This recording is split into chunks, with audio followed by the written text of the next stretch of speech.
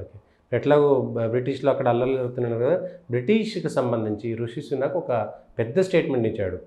ఇంగ్లాండ్‌లో ఉంటూ, బ్రిటన్‌లో ఉంటూ బ్రిటన్‌కు వ్యతిరేకంగా ఉద్యమాలు చేస్తున్నారు, అల్లర్లు చేస్తున్నారు. ప్లస్ ఇంకే దేశానికి సంబంధించిన సమస్యకైనా సరే బ్రిటన్‌లో అల్లరి చేయడం వల్ల ఇక్కడ ఉండేటువంటి సామరస్యత దెబ్బతింటుంది అనేటువంటిది సీరియస్‌గా అందరి వీసాలు రద్దు చేస్తాననేటువంటి ఒక మాట చెప్పాడు. ఎట్లా చూడొచ్చు దాన్ని? ఇప్పుడు ఇది యూరోప్లో చాలా కాలంగా నలుగుతున్న సమస్య. ఫ్రాన్స్ ఇప్పటికే చాలా గట్టి చట్టాలను తీసుకొచ్చింది. ఫ్రాన్స్ అధ్యక్షుడు ఎవరైతే ఉన్నారో ఇప్పుడు ప్రస్తుత అధ్యక్షుడు, ఈ దేశంలో మీరు బురకాలు ఇవి ఆ చట్టాలు ఈ చట్టాలు అంటే కుదరదు, ఒకటే చట్టం ఇక్కడ ఉంటుంది, ఇష్టమైతే ఉండండి లేదంటే లేదు, చాలా కఠినంగా వ్యవహరించాడు. అది ఈ మొత్తం వ్యవహారానికి నాంది.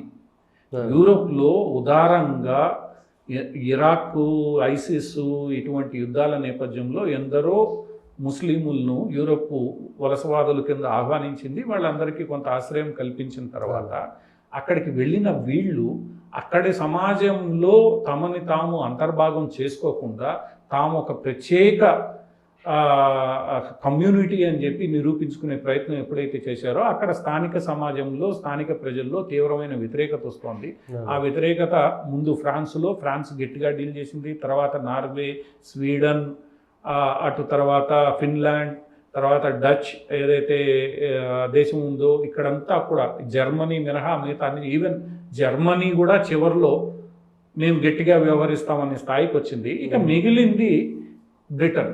ఎందుకంటే వీళ్ళందరిలో కల్లా ఉదారంగా వ్యవహరించింది బ్రిటనే.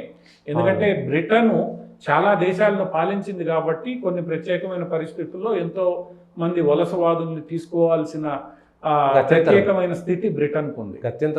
మొదటి నుంచి బ్రిటన్ ఆహ్వానిస్తోంది, ఎస్పెషల్లీ వాళ్ళ యూనివర్సిటీస్లో విద్యార్థుల్ని ఆహ్వానిస్తోంది. సో ఏదైతే యూరోప్లో జరుగుతోందో ఆ పరిణామాలకి గుర్తించి బ్రిటన్ కూడా ముందస్తు చర్యలు తీసుకుంటే బాగుండేది, తీసుకోలేదు.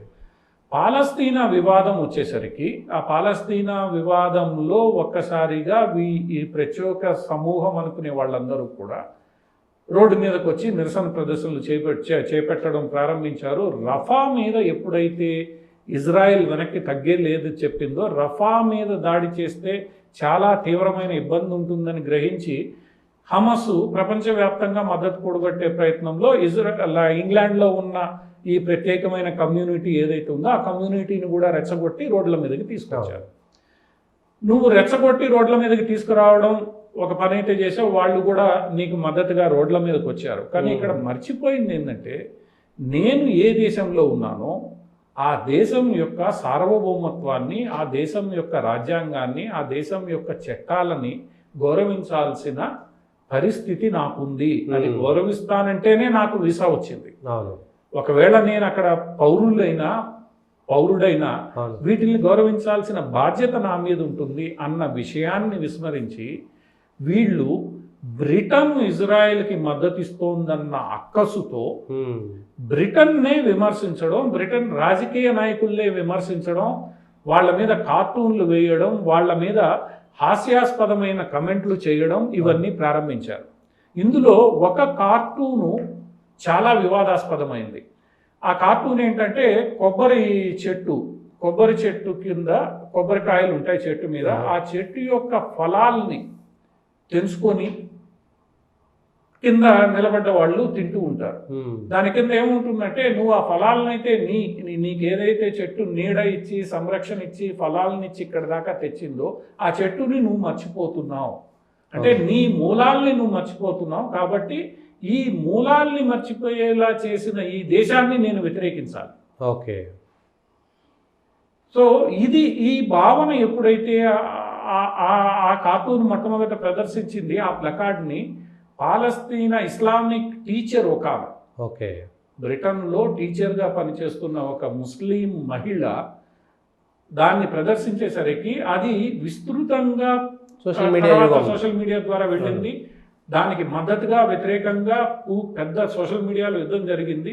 దాంట్లో 2-3 క్యారెక్టర్స్ ఏవైతే ఉన్నాయో ఆ 2-3 చిత్రాలు, దాంట్లో ఒకటి ప్రధాని చిత్రం ఉంది, రెండవది బ్రిటన్ హోంమంత్రి చిత్రం ఉంది.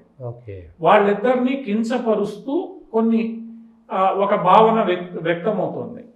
ఇవన్నీ ఒకదాని తర్వాత వరుసగా సంభవించేసరికి ఇంకా తప్పని పరిస్థితుల్లో బ్రిటన్లో కూడా బ్రిటన్ యొక్క పౌరులు తిరుగుబాటు చేసిన పరిస్థితుల్లో కొన్ని చోట్ల ఈ మద్దతుదారులు పాలస్తీనా మద్దతుదారులు స్థానికంగా ఉన్న ప్రజల మీద దాడులు చేసిన సందర్భాల్లో ఇవన్నీ జరిగిన సందర్భాల్లో ఇంకా బ్రిటన్ కూడా అప్పటిదాకా ఓపిక పట్టిన బ్రిటన్ కూడా ఇంకా సహించలేని పరిస్థితికి వచ్చింది. దాన్ని అర్థం చేసుకున్న ప్రధాని ఒకవైపు ఎన్నికలు ప్రకటించారు, రెండో వైపు ఇలాంటి వాళ్ళని మేము సహించము, మీరు అవసరమైతే దేశాన్ని నుంచి మేము బహిష్కరిస్తాం, ఒళ్ళు దగ్గర పెట్టుకోవాలని వార్నింగ్ ఇచ్చి తదనుగుణంగా చర్యలు తీసుకోవడం ప్రారంభించారు. ఇది బ్రిటన్ సమస్యే కాదు, ఫ్రాన్స్ సమస్యే కాదు, భారతదేశంలో కూడా మనం ఎన్నో సంవత్సరాలుగా చూసాం. ఇక్కడ ఉంటాడు పాకిస్తాన్ జిందాబాద్ అంటాడు.